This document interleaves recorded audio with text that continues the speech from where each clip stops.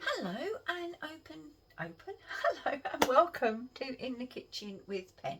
Now today it's Stir Up Sunday, and the usual thing you make on Stir Up Sunday is your Christmas pudding. Well, I've got Christmas pudding that I made about 3 years ago to have, so I thought Stir Up Sunday we'll still make something, and I'm making a Dundee cake. So what I'll do is I will quickly run you through the ingredients. So you need 150 grams of softened butter and 150 grams of soft brown sugar. You need, I'm going to have to look because I've forgotten how many grams I measured out of flour. I do apologise. Let's get this right. Yeah, 225 grams of plain flour that you've sieved, and into that I've added 1 level tablespoon of baking powder, and I sieved that in too. Then you need 175 grams of currants, 175 grams of raisins, 50 grams of washed, dried and chopped glacé cherries, and then you'll need 50 grams of peel. Now peel, don't like it, so I have just upped my raisins and currants to 200 grams, and they're in that bowl there. I will need 3 eggs. I will need the zest of a lemon and a lime. I will need 2 tablespoons of ground almonds, and I will need some blanched almonds to go on the top, and that is all there is to it. I will put a link into the full recipe. But Stir Up Sunday, what you do is everybody in the family has a go at stirring it up, and as you do it you make a wish. So Steve will be coming through later to make a wish, but come on down and we'll get started.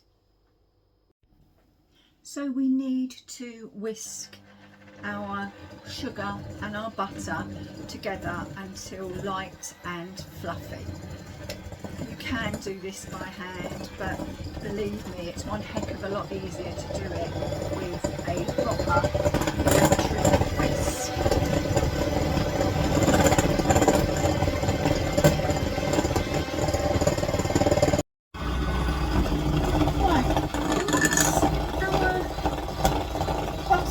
Sugar is creamed, we can add in our 3 large eggs.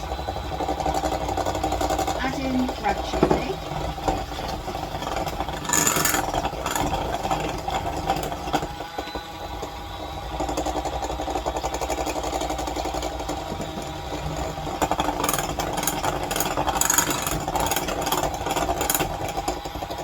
And push down the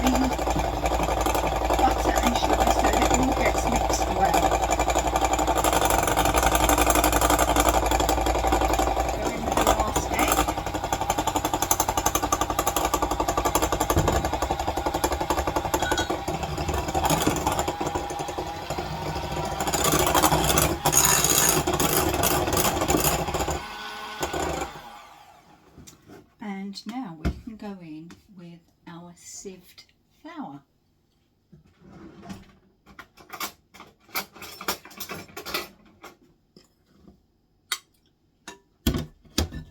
You can use the mixers or you can use a spoon, it's entirely up to you.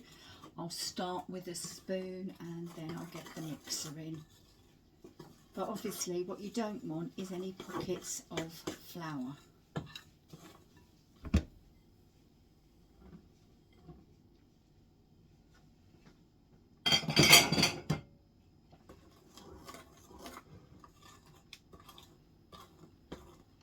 Now if it's a little too stiff, you can add in a little milk, but we'll keep going because it will be okay. But what you needed to do is to grease and line an 8-inch cake tin. So I've done that.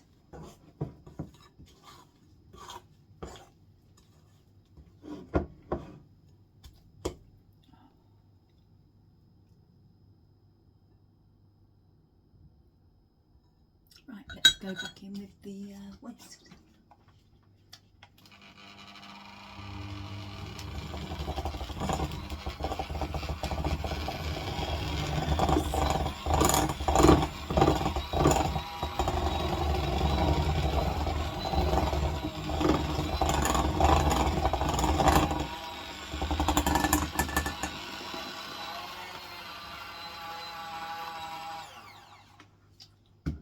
Right, did you see that go flying?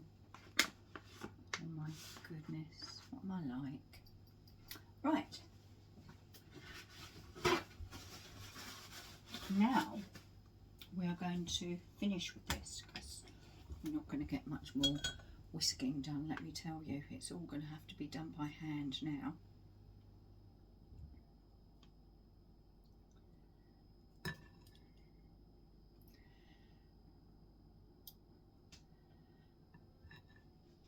Get the mixture off the beaters.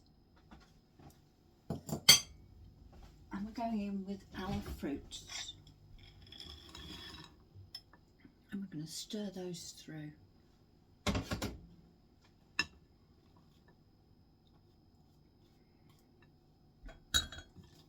Now, a Dundee cake doesn't last as long as a Christmas cake. It will last 6 to 8 weeks, whereas your traditional British Christmas cake will last months. And I do mean that. So we're going to stir, get our ingredients stirred through beautifully. Oh my. And our last ingredients to go in before I call Steve are our blanched almonds,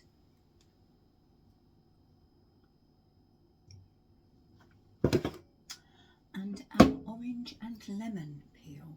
If you haven't got an orange, use a satsuma. You don't need a large orange, just a fairly small orange does the job. And we mix again. And you can, like we did last summer. And you can see how stiff it's getting. And my stirrer is here now. So, if you'd like to come in, Steve. No, I'm very busy. I've got Santa on the line. Have you? Well, he knows you've been naughty. Right, I want you to give that a really good mix, please. What with this stupid little spoon? Yes, with that stupid little spoon. But I should be mixing with a wooden spoon. No, you shouldn't. Yes, you should. Us professionals know this. Use something. I thought it was going to IKEA. Are you for real? You want to go to IKEA? No, Honestly. but Santa's there today. Is he? Yeah. Well, he knows you've been naughty, not nice. Apparently, it's got a special one in the cafe. Oh, right, okay. Rudolph's Swedish bowls. Right, have we got everything all mixed in? That's beautiful. I've done a beautiful job there. Go on, have a look. Go on, have a look. Oh, I'm looking. Are you looking? Right, and now we just need to pop this into the prepared cake tin. Do you want to do that? Oh no, he's gone. Very busy. He's very busy apparently. Right, so we pop this into the prepared cake tin. Oh, it's definitely Christmas. And not just because Steve's talking about Santa. There's something just beautiful about Christmas baking. I love it. Right, now I need to get my silicone spatula in order to get all of the cake mix out. Because, you know, we have to. Now you could have soaked your fruit in a little whiskey It's Scottish Dundee Cake, so it's whiskey, and that's whiskey without an E. It's not bourbon, it's whiskey. So let me just wash off my hands.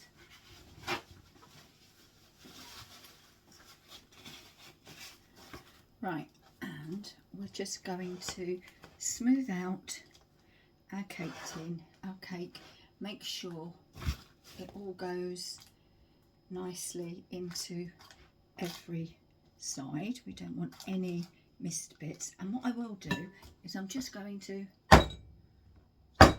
drop that just so that everything fills out. And now we take our blanched almonds, and what we do, we lay them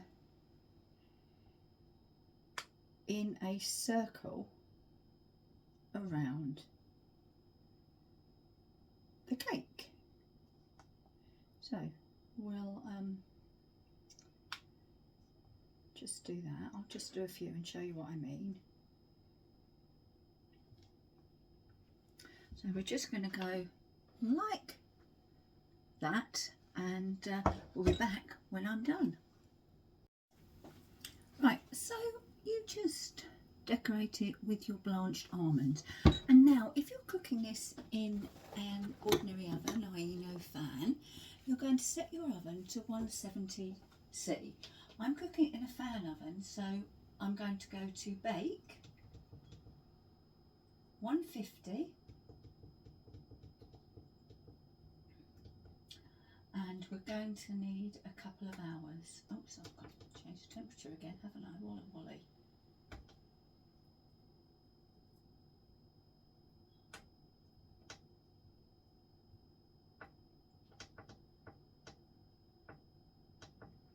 There we are, and we'll press start. And obviously, once that's warmed up, the cake will go into the oven on the bottom shelf so that I know there's plenty of room. We have now preheated. It takes 1.5 minutes, and in we go into our Ninja 10-in-1 oven. And now I'm going to walk away. If it starts to brown too much, I'll put some foil over the top, and to check that it's cooked, I will insert a skewer. If the skewer comes out clean, then my cake is cooked. I have checked the cake with the skewer, and it is running clear. Well, it's not running, it's clear. The skewer comes out clean. I've given it another 5 minutes, which are almost up, and then we should take it out and you can have a look. I have to say, it smells beautiful. I think it looks really good, and I can't taste it yet. Do you know what? When I do these cakes, I really should make a small one, shouldn't I?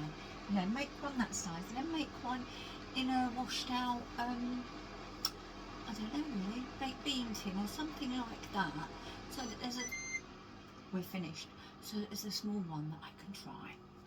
Here we go.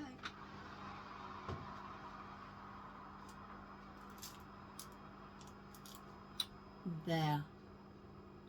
Wow, wow, wow.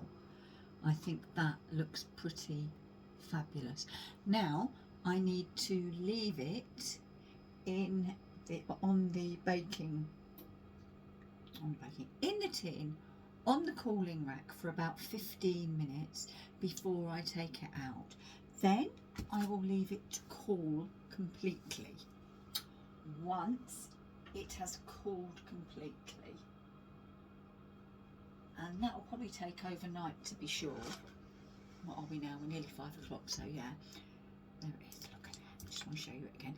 Once it's cooled completely, I will remove this paper, wrap in a double layer of fresh baking paper, then foil, and hide it. I may just put a few holes with the skewer and drizzle on a little bit of whiskey, and that's whiskey, not bourbon, not rum like you normally do, whiskey. Dundee Cake, so Scottish. Right.